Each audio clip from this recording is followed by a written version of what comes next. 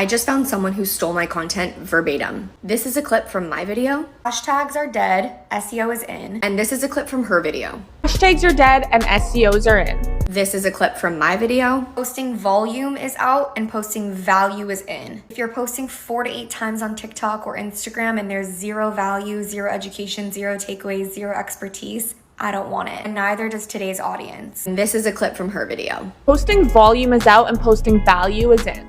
If you are posting 4 to 8 times a day, but there is no value, no education, and no expertise, nobody wants it. In what world is it okay to steal someone's content and copy them word for word? I also can't stand the comments because people are praising her for this video when it is in fact my video.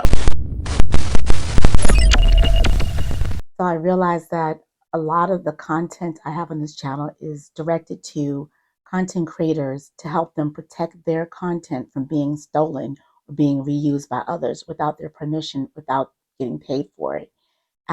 But in addition to that, my audience also includes those of you who decide to shortcut it, because let's be honest, it's easier if you don't have the capacity or the ability to come up with these interesting witty takes, to just find some interesting witty takes on another platform, on X, for example, or Instagram, for example, and bring it over to another platform like Threads and palm it off with your own. Because it works over there, it'll work on this new platform.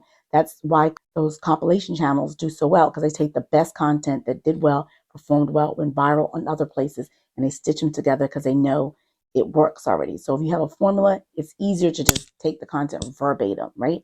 So here's an example of someone who decided, well, they put a lot of energy instead of just stealing someone's content and just putting on their page.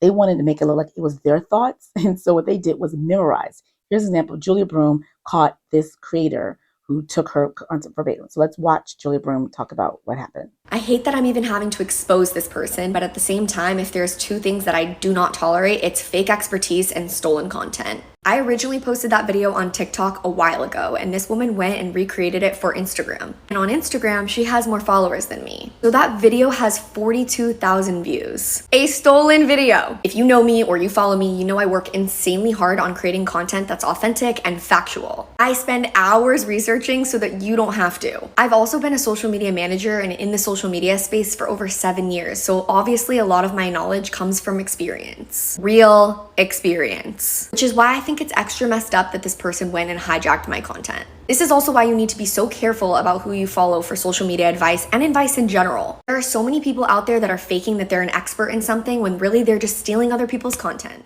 Now, so when I look at this, I'm thinking this person memorized another person's entire script rather than create their own.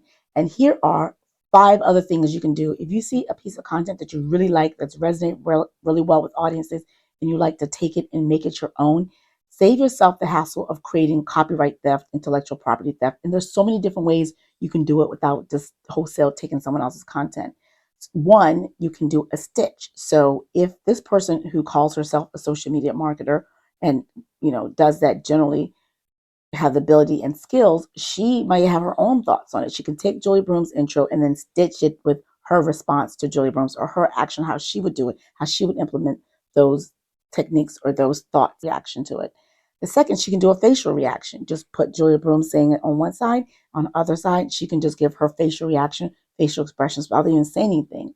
Third, if she wanted to, she could do a long form video. Take the things that Julia Broom said and then pause it, give her impression in words, and then pause it, show another piece, pause it. And that way she gets to use all of the lessons that Julia Broom got from her own experience and bring hers into it. So a fourth thing she can do, voiceover. You can take her voiceover. Apps like YouTube Shorts, for example, allows you to use someone else's audio content and create graphics, create some sort of animation to go over topic, to explain in a visual way. That's making it transformative. It's taking what Julia said and then changing it into a visual format of something she says, and that falls within the fair use doctrine.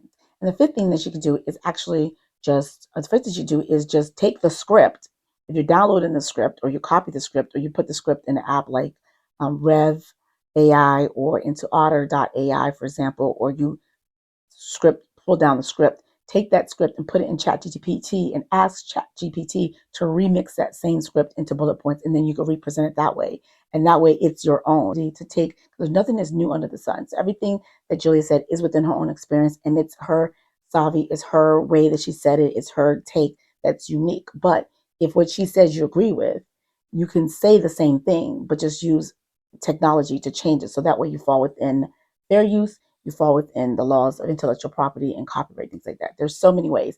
I also often think about the scammers. Like while I was filming this video, I just got called from a scammer, someone who masked a bank number and then called me to say that, oh, there's transactions that's going on in Seattle. They want to go through some transactions that will pause in my account. I know that's not true.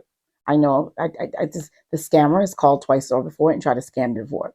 So all that energy they're taking to mass discover, it's going to net them a lot of money. You know, if they get caught, they can go to jail.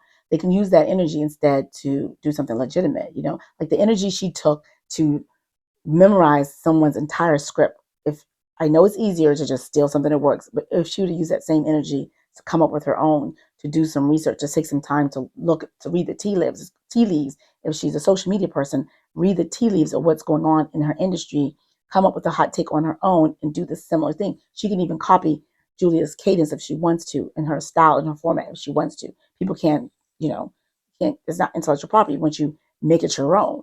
So there are different options. You don't have to do that. So what are your thoughts? Let's discuss below. If you're interested in more content like this, I want to invite you to subscribe to this channel, hit the notification bell so you get notified whenever I come up with a new video. Share this with fellow creators, and watch this playlist next.